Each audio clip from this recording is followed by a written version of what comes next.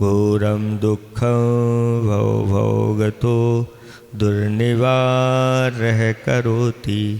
तस्याप्यस्य त्वयि जिनरवे भक्तिरुन्मुक्तये चेत् चेतुं शक्यो भवति न तया को परस्तापहेतुः।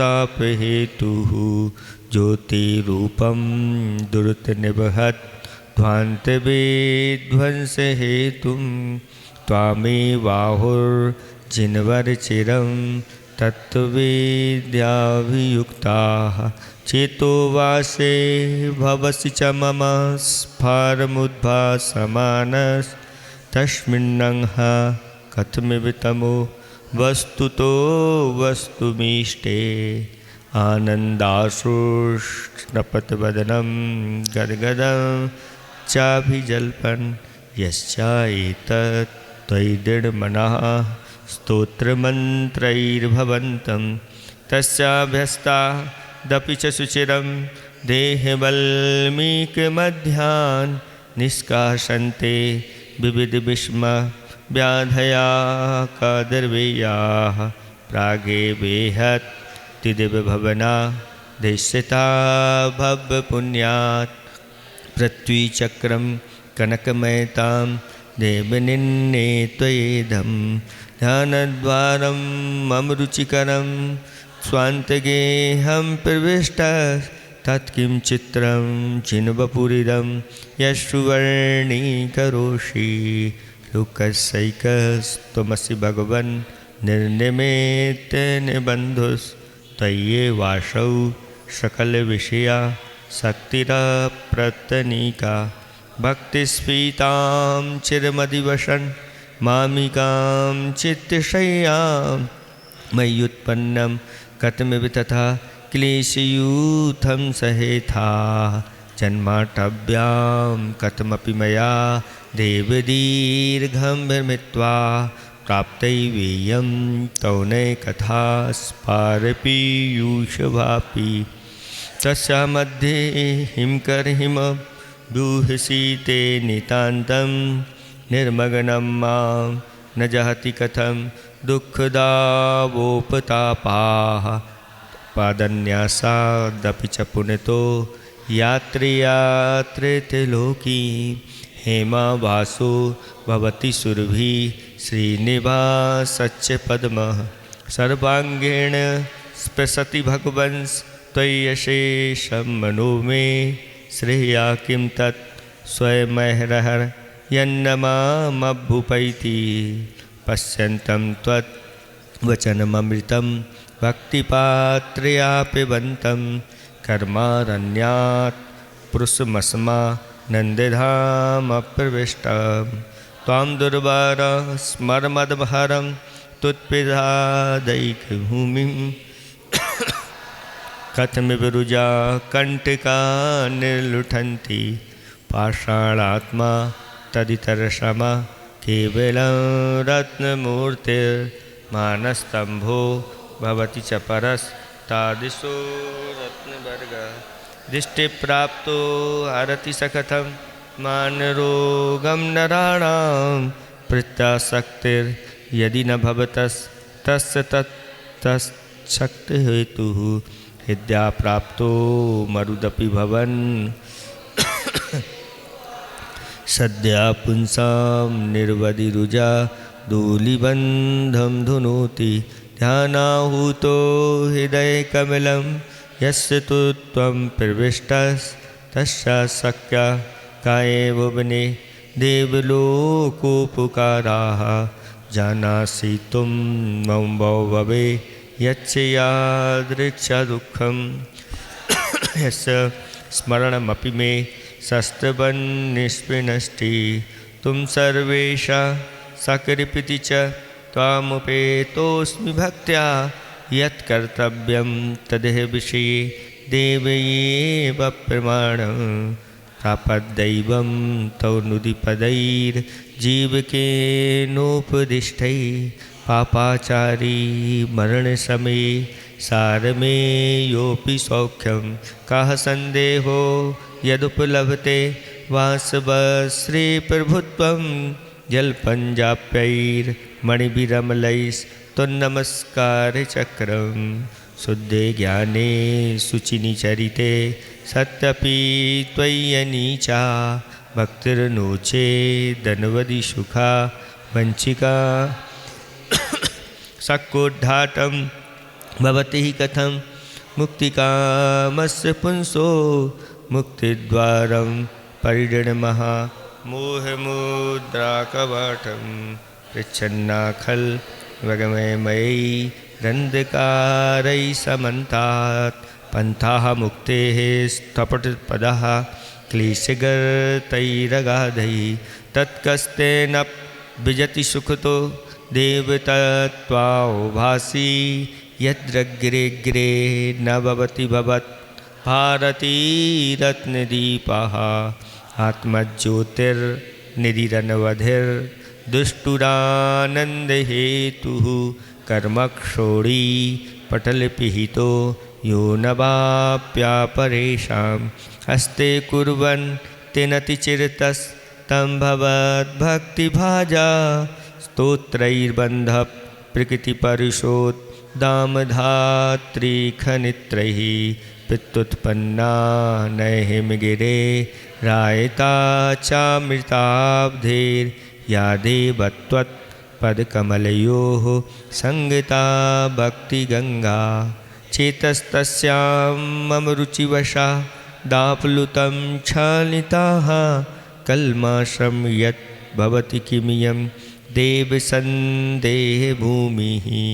प्रादुर्भूतस्थिरपदसुखत् त्वामनोध्यायतो मे त्वय्येवाहं स इति मतिरुत्पद्यते निर्विकल्पा मिथ्यैवेयं तदपि तनुते तप्तिमभ्रेषरूपां दोषात्मानोऽप्यभिमतफलास्तुत्पिशादात् भवन्ति मिथ्यावादं मलमपनुदन् सप्तभङ्गीतरङ्गै भागाम्बोधिर्भुवनमखिलं हरियेति यस्ते तस्यावृत्तिं सपति विबुधाश्चेतसैवाचलेन व्यातन्वन्ता शुचिर्ममिता सेवया तृप्नुवन्ति आहारेभ्यः स्पृहति परं या शुभाबादहृद्यः शस्त्रग्राही भवति सतितं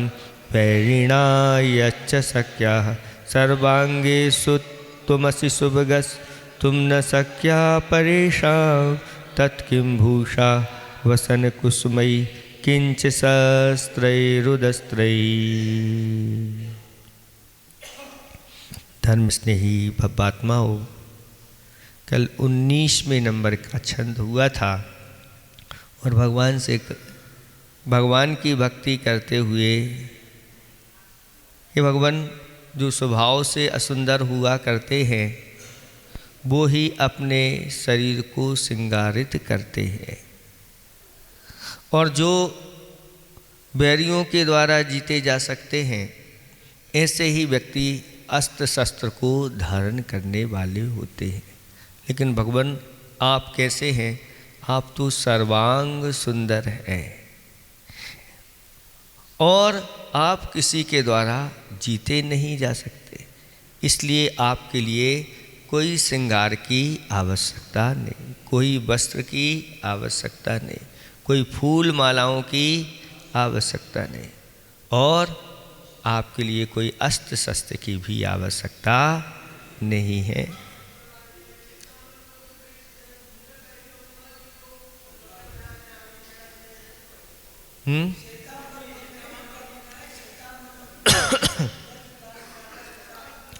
तो यही तो कह रहे हैं, बहुत सारे मतांतर। एक बार अच्छी तरह से भगवान की आप परीक्षा कर लीजिए। इसलिए आप तो परीक्षा एक ग्रंथ है पूरी, उसमें भगवान की ही परीक्षा की गई है। उस परीक्षा के माध्यम से जब आपने अच्छे तरह से उनकी जानकारी ले ली है, उनके ऊपर श्रद्धा हो गई है, फिर आप कैसे भी कैसी कहाँ भी चले जाओ दुनिया में।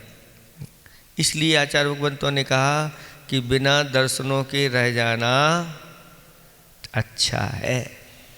लेकिन सरागी भगवंतों की, जो सरागी आदि देवी देवता होते हैं, इनकी आराधना नहीं करना।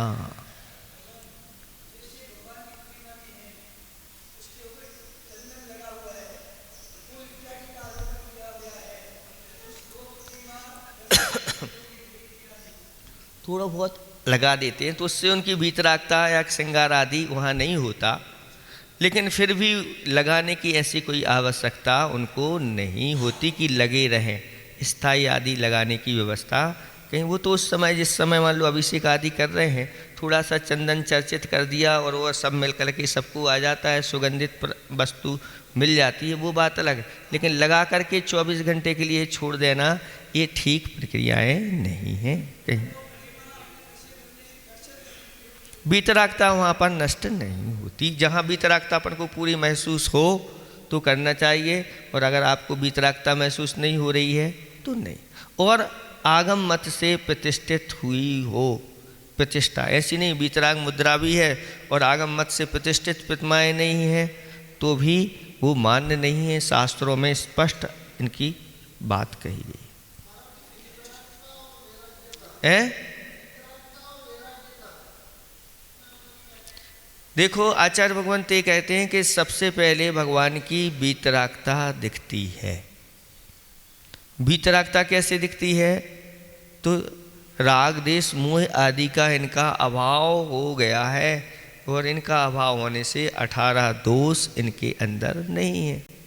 सबसे पहले राग की दिशनानी तो श्रृंगार, वस्त्र, आभूषण, फूल माला आदि पहने हुए हैं इस प्रकार से तो नहीं, अस्त्र शस्त्र लिए हुए हैं।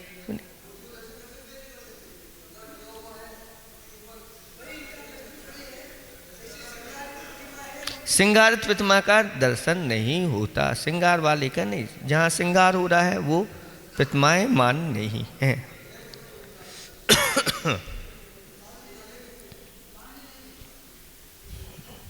अगले देखते हैं। कल्प वृक्ष के समान अब फल को प्रदान करने वाली यह भगवान की, अच्छा अभी 20वें नंबर का है, पुण्य प्रदायी जिनवर की सेवा। जिनेंद्र भगवान की सेवा करने से क्या मिलता है? तो 20वां पढ़ना है ना। इंद्रः सेवाम, इंद्रः सेवाम तौ सुकुरुताम क्यों तया श्लाघनं ते। किं तया श्लाघनं ते इंद्रः सेवां तव सुकुरुतां किं तया श्लाघनं ते।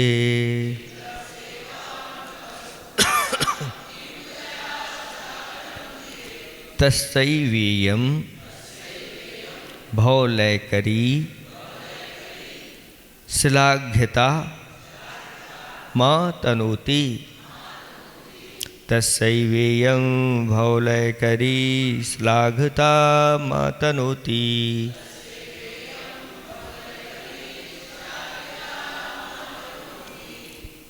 त्वं निस्तारी जनन जलधेः सिद्धि कांता पतिस्त्वं। सिद्धि कांता पतिस्त्वं। त्वं निस्तारी जनन जलधे सिद्धि कांता पतिस्त्वं।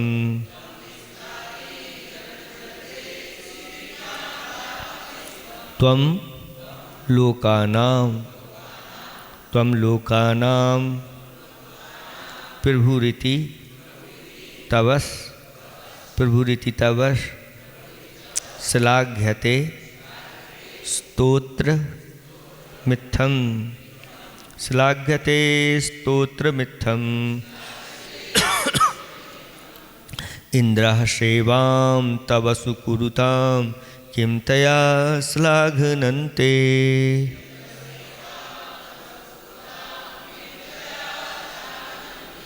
तस्यैवेयं भवलयकरी श्लाघता मातनोति।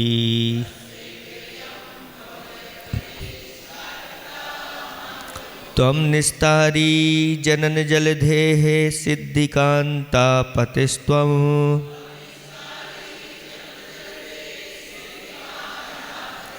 त्वं लोकानां प्रवृत्ति तव श्लाघ्यते स्तोत्रमित्थम्।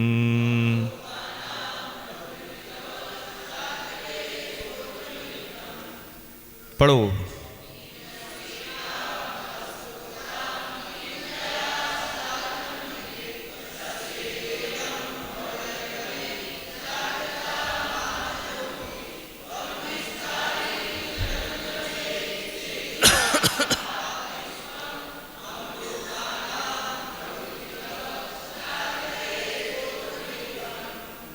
बन गया।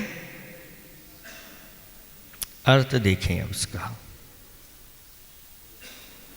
इंद्रः सेवाम, इंद्र सेवाम माने सेवा को।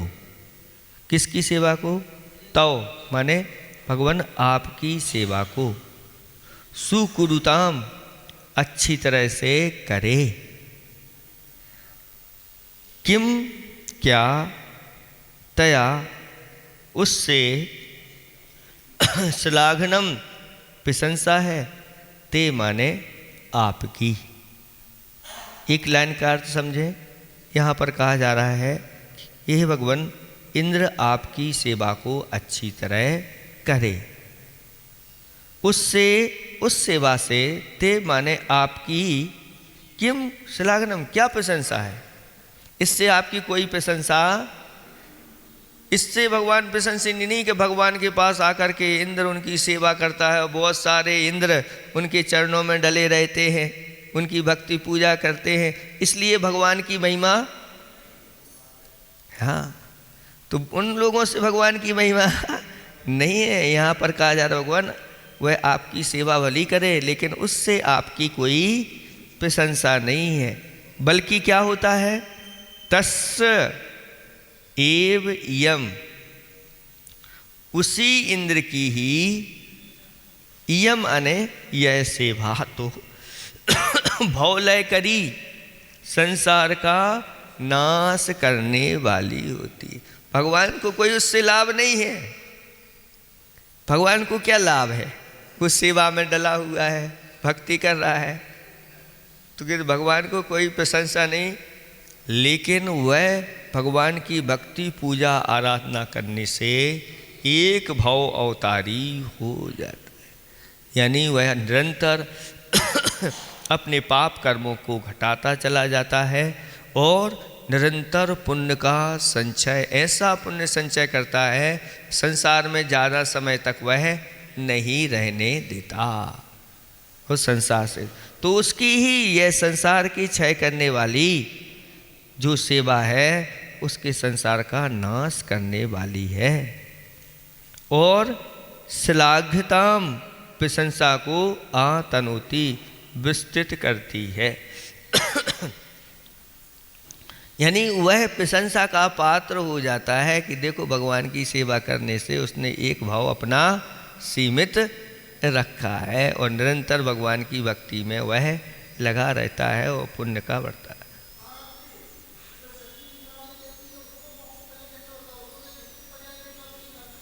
वो भी, उसको भी भक्ति के माध्यम से ही वह भी साथ साथ में भक्ति में लगी रहती है।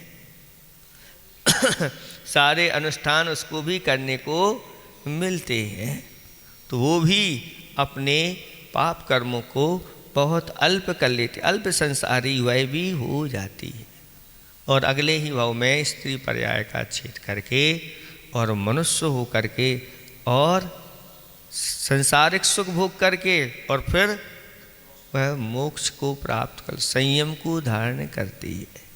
और अगर मान लो विदेश क्षेत्र में उत्पन्न हो गए और वहाँ पादमूल मिल गया और तीर्थंकर प्रकृति का बंध कर लिया, तो कोई कोई सच्ची तीर्थंकर प्रकृति का बंध करके उसी भाव से मोक्ष भी जाए।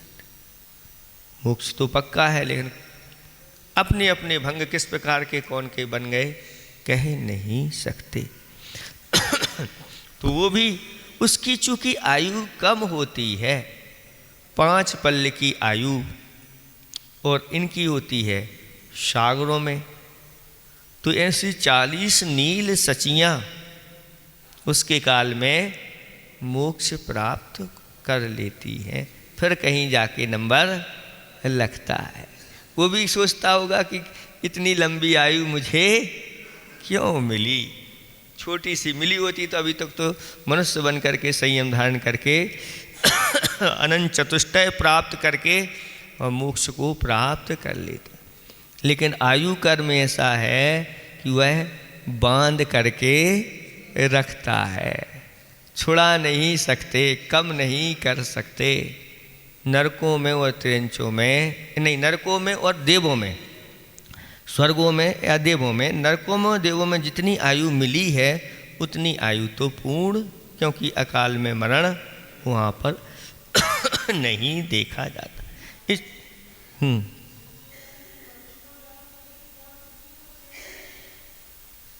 अब वहीं से ही वह पुरुष वेद का बंद करती है, यहाँ की नहीं, बंद करके आती, तभी तो मनुष्यों में पुरुष के रूप में उत्पन्न होती है।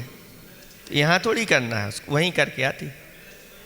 सम्यक दृष्टि तो होती है वो, यहाँ से तो मिथ्यात्व के साथ उसका जन्म हुआ, लेकिन वहाँ जा कर के वह सम्यक दृष्टि होती है अपने आप, फिर यहाँ आकर के वह छायक सम्यक दर्शन आदि प्राप्त करेगी।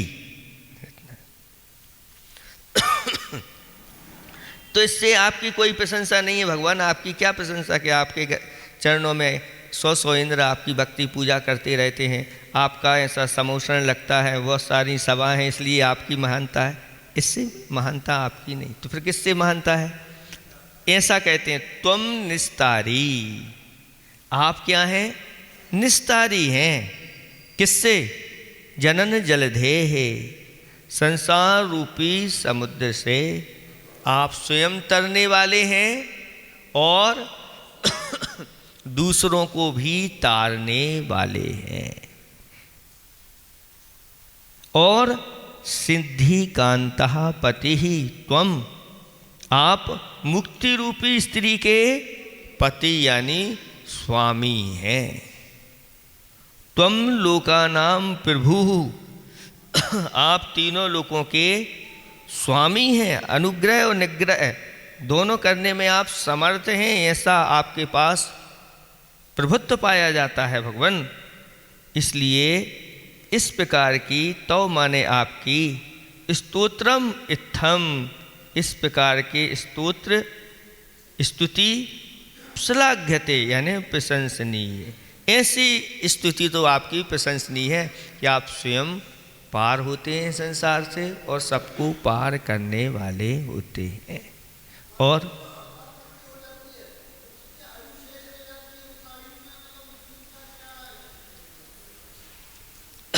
किनकी?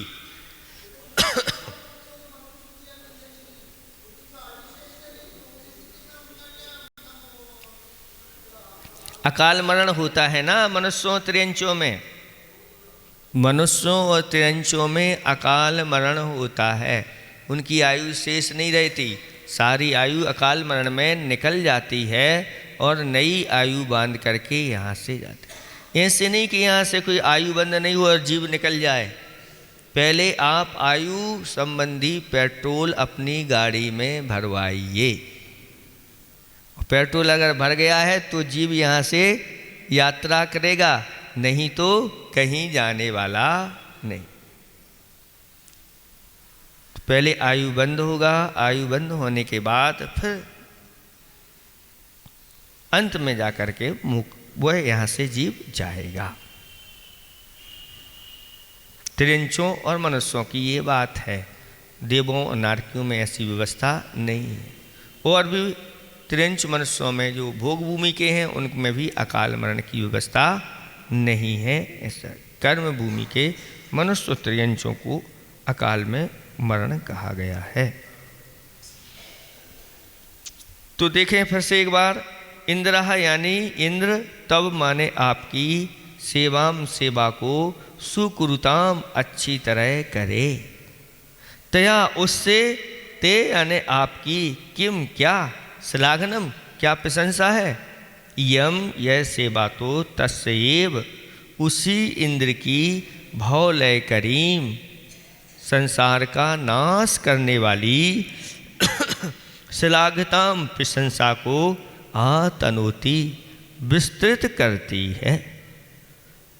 त्वम आप जनन जलधे संसार समुद्र से निस्तारी तारने वाले हैं और त्वम अने आप सिद्धि कांता पति मुक्ति रूपी स्त्री के स्वामी हैं और त्वम अने आप लोकानाम तीनों लोकों के प्रभु निग्रह अनुग्रह करने में समर्थ हैं।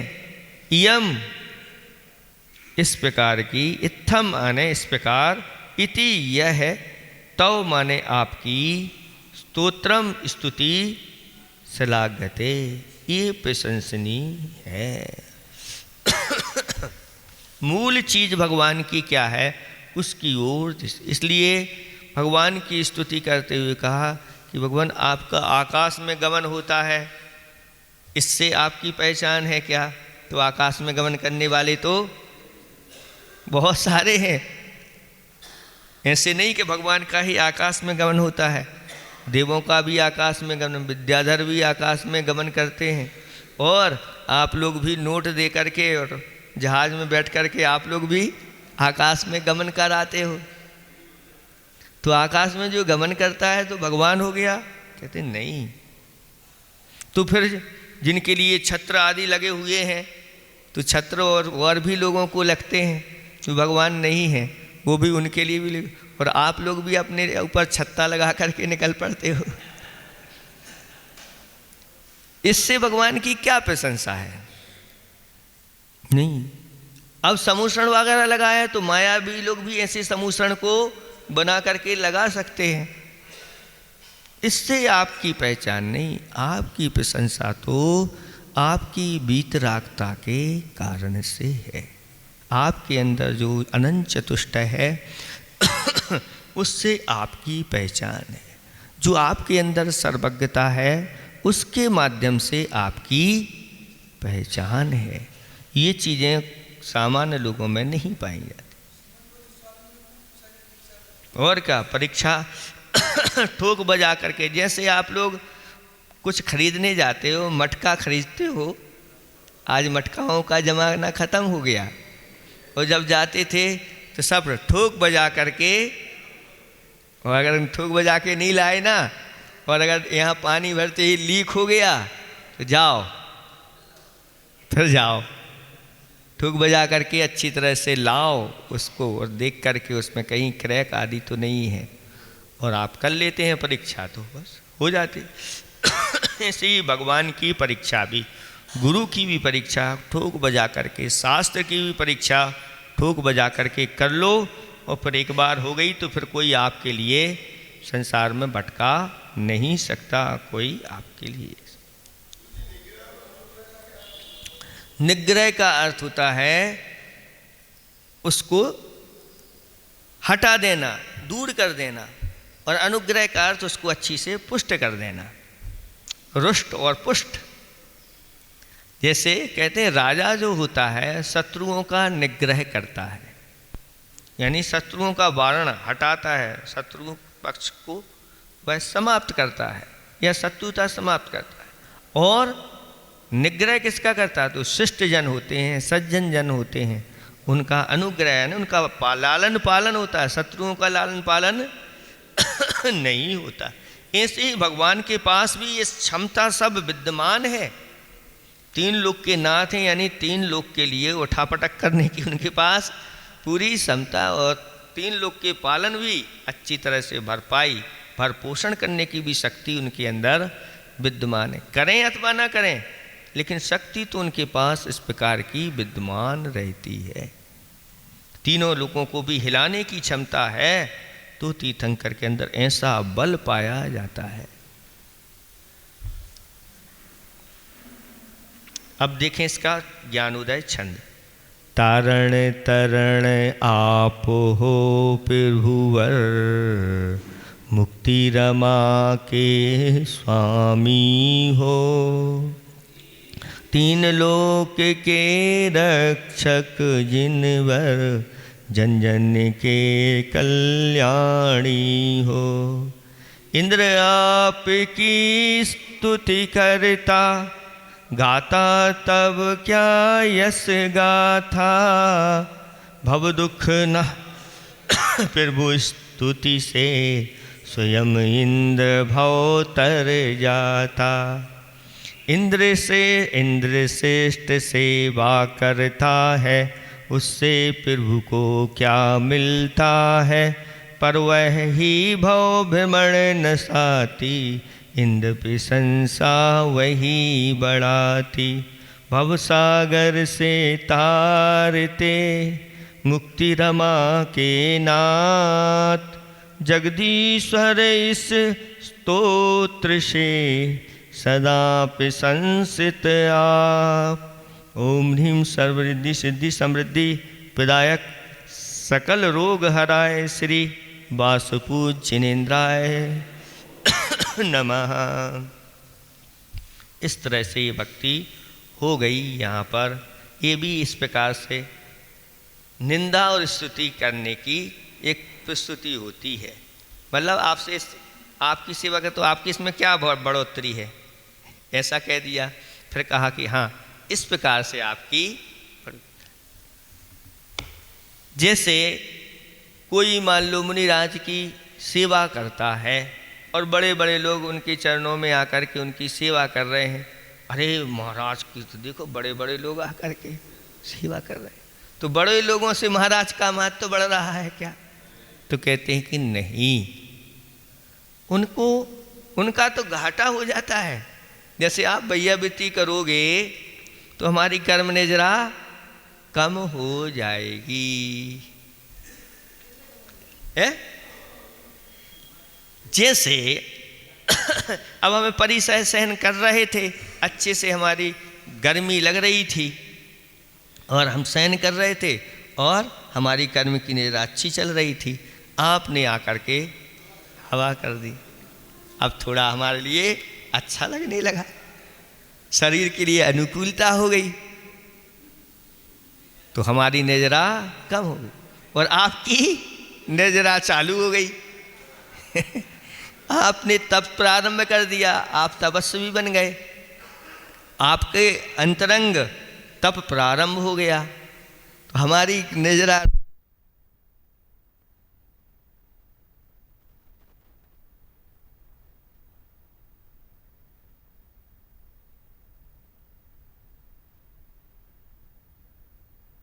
कमी आती है ना है।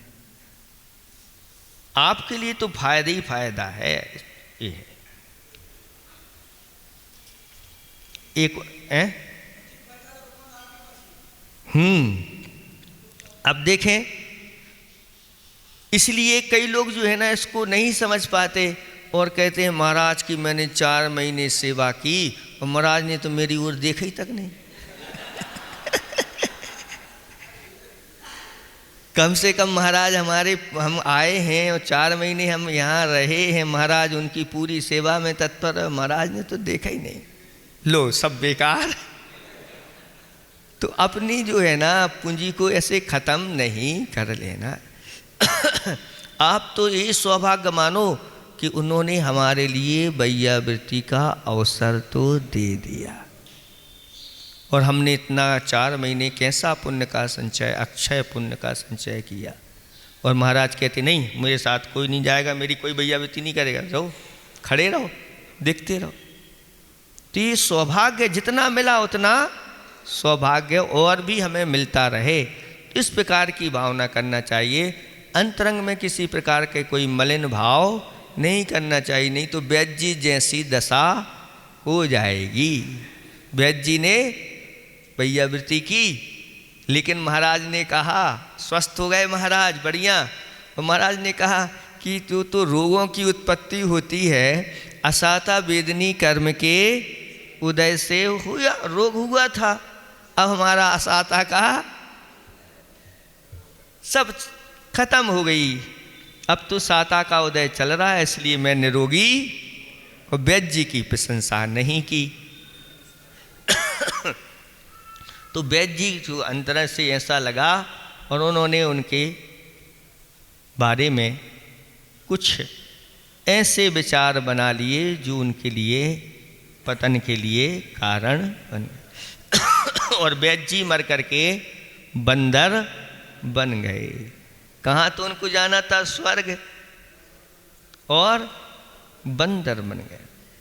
लेकिन बंदर ने भी उन मुनिराज का फिर सानिध्य मिल गया और उनको देख करके कुछ जाति स्मरण हो गया, और ऊपर से एक लकड़ी उनके पैर में जाके लगी। उस बंदर ने इस प्रकार से कर दी, लेकिन फिर भी वह समता धारण कर रहे थे, किसी प्रकार का प्रतिकार। पूर्व का वैद्य था, जाति स्मरण हो गया और कहा कि ये तो किसी प्रकार से अच्छे बुरे का प्रतिकार नहीं करते। तब उसने अच्छी औषधि जा कर के लाई और महाराज जी की बंदर ने वैयावृत्ति कर दी और उनका रोग भी ठीक हो गया। उसने सम्यक दर्शन भी प्राप्त कर लिया, अणुव्रतों को भी धारण कर लिया और मरण करके स्वर्ग बन गया, स्वर्ग पहुंच गया। तो मनुष्य से वह देव नहीं बन पाया, लेकिन बंदर बन करके फिर देव बन गया। जब जिसकी जैसी समझ में आ जाती है उस समय वह उस प्रकार का हो जाता है। इसलिए वैयावृत्ति आदि का अपना सौभाग्य है, मिल जाए तो ठीक, नहीं तो अपने कर्म की, अपने ही कर्म की निंदा आदि करना चाहिए। मेरा कैसा कर्म उदय चल रहा है जिसके माध्यम से मुझे लाभ नहीं। कुछ लोग हैं ना, दूसरों को बस बेई लाभ लेते रहते हैं, हमें नहीं जाना। अब मान लो वैयावृत्ति के लिए आए और थोड़े से खड़े रहे 2-5 मिनट, अब ये नहीं कर रहा है, जय कर रहे हैं, अब इन्हीं को करने दो, हमें नहीं जाना। इस प्रकार के भाव से स्वयं को घाटा हो जाता है। उनका क्या बिगड़ना है, तुम आओ तो तुम्हें फायदा, और नहीं आओ तो हमें फायदा। फायदा तो आपको होना है, हमारे लिए फायदे का काम नहीं है। इस तरह से ये श्लोक हो गया। एक और करते हैं। वित्तिर्वाचा वित्तिर्वाचा मपर सदृशी मपर सदृशी न तो मन्नेन तुल्यः न तो मन्नेन तुल्यः वृत्तिर्वाचा मपर सदृशी न तो मन्नेन तुल्यः स्तुत तुद्गाराः स्तुत तुद्गाराः कथमिव ततस् तय्यमी नः किर्मन्ते स्तुत तुद्गाराः कथमिव ततस् त्वय्यमी न किर्मन्ते मैवं भूवंस तदपि भगवन् मैवं भूवंस तदपि भगवन् भक्ति पीयूष पुष्टास भक्ति पीयूष पुष्टास ते भव्याना मभिमत फलाः पारिजाता भवन्ति ते भव्यानाम् अभिमत फलाः पारिजाता भवन्ति।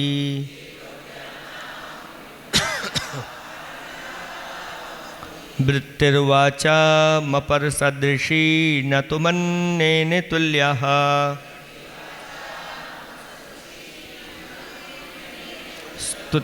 स्तुत तुद्गाराः कथमिव ततस्त्वय्यमी न किर्मन्ते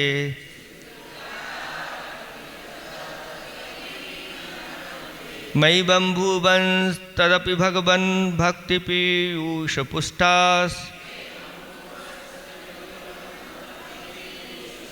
ते भव्यानामभिमत फलाः पारिजाता भवन्ति।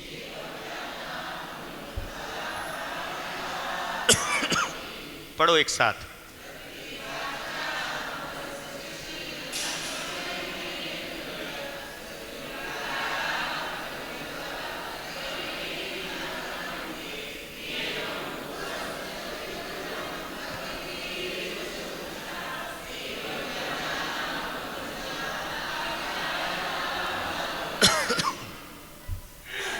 बन गया। अर्थ देखें। वृत्ति ही वाचाम, मैंने वाचाम वृत्ति, इसको पीछे से लें। वाचाम वृत्ति ही हमारे वचनों की प्रवृत्ति, अपर सदृशी दूसरे अल्पज्ञ मनुष्यों के समान है। हम जो बोलते हैं दूसरे मनुष्य बोलते हैं, वैसे हम भी बोलते हैं। ऐसा न त्वम, न माने नहीं, त्वम माने आप, अन्येन तुल्याः आप जो हैं दूसरे मनुष्यों के समान नहीं हैं।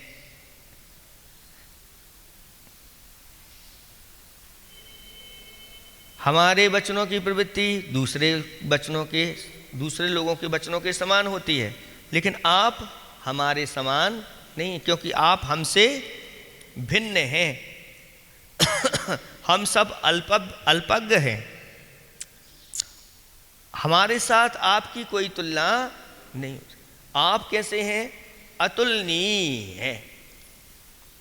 एक ऐसा भी लगा सकते हैं। दूसरा ये है कि भगवान वाचाम वृत्ति ही अपर सदृशी ना, आपके वचनों की प्रवृत्ति दूसरों के समान नहीं है, ऐसा है।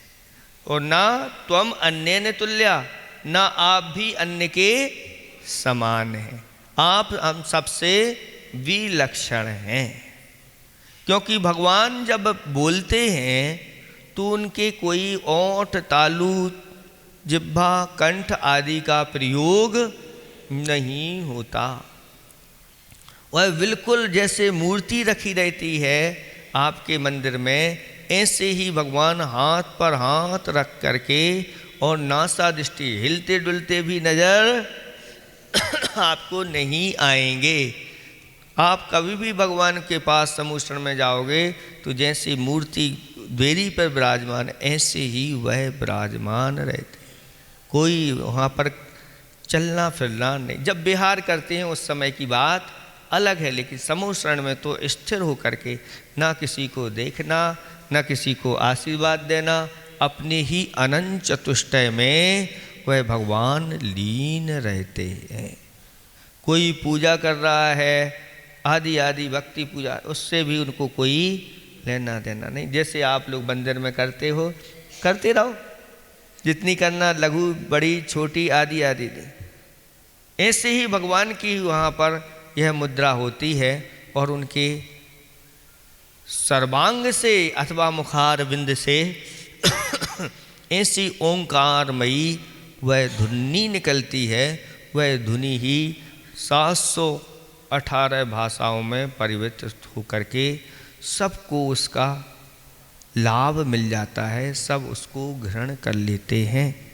तो भगवान और हम लोग तो अपने मुख से, कंठ आदि से बोलते हैं, आदि आदि अनेक प्रकार की प्रवृत्ति आदि करते हैं। भगवान आपके वचनों की प्रवृत्ति हमारे समान या दूसरे लोगों के समान नहीं है, और आप भी अन्य के सदृश नहीं हैं, क्योंकि आप ही हैं। आपके अंदर वीतरागता, सर्वज्ञता और हितोपदेशता विद्यमान है। इस सब के पास ऐसी व्यवस्था नहीं होती। इस कारण से अब कहते हैं स्तुति उद्गाराः, स्तुति के उद्गार यानी वाक्य। कथमिव, किस तरह से, ततः यानी उस कारण से, त्वयि आपके विषय में अमी, ये अमी स्तुति उद्गारा, ये स्तुति के उद्गार आपके विषय में। कथमिव, किस तरह से, न माने हमारे, किरमंते संगत हो सकते, इसलिए उस कारण से, इसको देखें, ततः माने उस कारण से, न माने हमारे, अमी याने ए, स्तुति उद्गारा स्तुति के बाद, त्वयि याने आपके विषय में, कथमिव किस तरह, किरमंते संगत हो सकते हैं, यानी हम किस तरह से आपकी स्तुति कर सकते हैं और हमारे वचन भी आप तक कैसे पहुंच सकते हैं। ऐसी यहां अंतरंग से भावना हो रही है। लेकिन क्या कहते, देखो, मां एवं भुवम, एवं मां भुवन, ऐसा ना हो हमारे स्तुति के उद्गार आपके विषय में संगत ना भी हो, आपके पास मेरे वचन ना भी पहुंचे।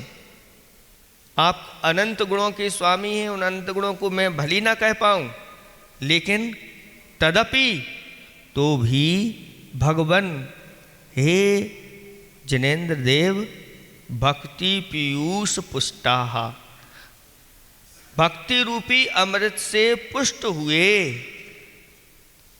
ते यानी बे स्तुति के उद्गार, भव्यानाम भव्य जीवों को, अभिमत फलाहा, इच्छित फल देने वाले, पारिजाता कल्प वृक्ष भवंती, हो जाते हैं।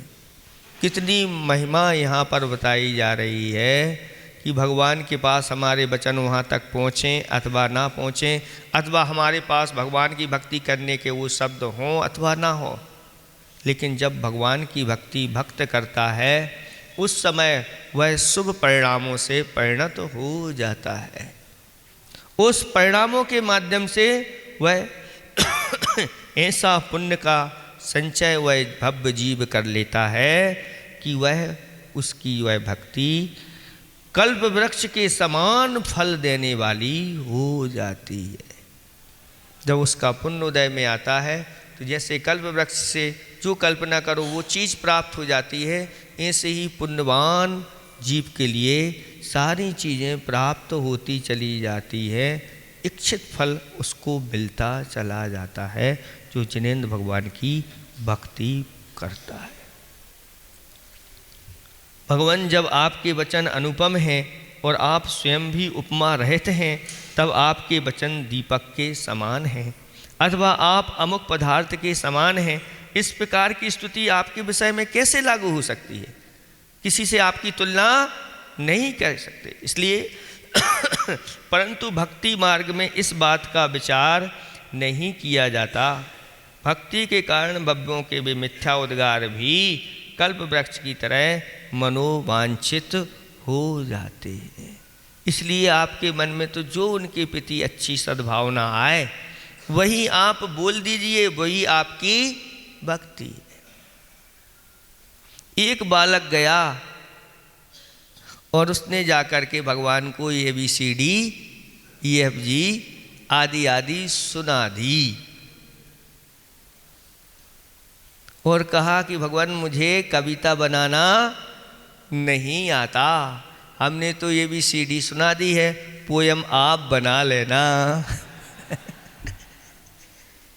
ये बच्चों की अंदर की भावना होती है तो भगवान भी उसको समझ जाते हैं और वह भी उसकी भक्ति हो जाती है। यहाँ तक कि आप लोगों ने कल्याण मंदिर पढ़ा होगा और वहाँ आचार्य भगवंत ने अपने आप को एक पक्षी बना लिया कि भगवान जैसे पक्षी अपनी आवाज़ में कुछ ना कुछ तो बोलता है, ऐसे मुझे बोलना नहीं आता, मैं भी पक्षी के समान हूँ।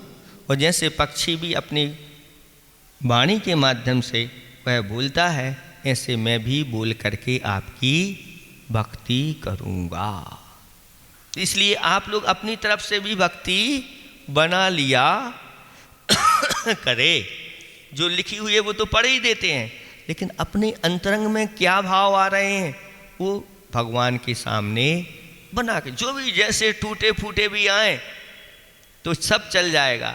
अंत में आप लोग कह ही देते हैं, बिन जाने व जान के रही टूट को जो कोई, सो तुम प्रसाद से, वह आपके प्रसाद से सब पूरी हो जाएगी, इसलिए कोई बाधा नहीं है। वही यहाँ पर भी कहा जा रहा है कि भगवान ये हमारे स्तुति के उद्गार वाक्य आपके विषय में किस तरह संगत हो सकते हैं? नहीं हो सकते, नहीं हो में कोई बात नहीं। एवं माँ भुवन, ऐसा ना भी हो कि हमारी स्तुति के उद्गार आपके विषय में संगत ना भी हों, तदपि तो भी भक्ति पीयूष पुष्टा, भक्ति रूपी अमृत से पुष्ट हुए ते वे स्तुति के उद्गार भव्यानाम, भव्य जीवों को अभिमत फला, इच्छित फल देने वाले पारिजाता भवंती, कल्प वृक्ष हो जाते हैं। ऐसा। अब ज्ञानोदय छंद देखें। जन जन मुख से खिरने वाली, वचन आवली अग्नि समान, अतुलनीय अविनश्वर प्रभु का, क्या कर सकती है गुणगान। भक्ति रूप अमृत से मिश्रित, भले वचन ना पहुँचे पास, भक्त जीव फिर भी पा जाते, मनवांछित फल अपने आ। हम बोले अन्यों के जैसे, किंतु आपना अन्यों जैसे, सोए थुति उद्गार हमारे, कैसे पहुँचे प्रभु पद द्वारे। ना पहुँचे पर जो रहे,